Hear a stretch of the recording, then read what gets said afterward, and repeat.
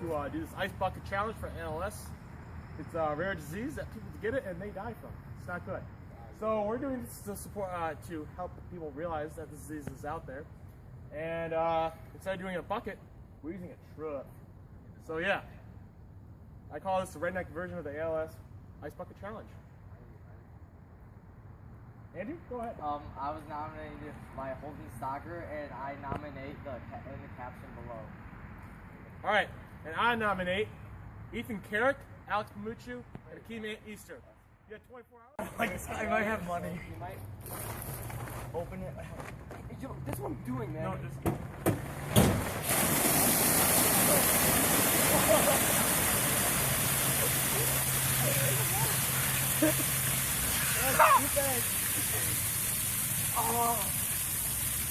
Oh yeah, but. Oh.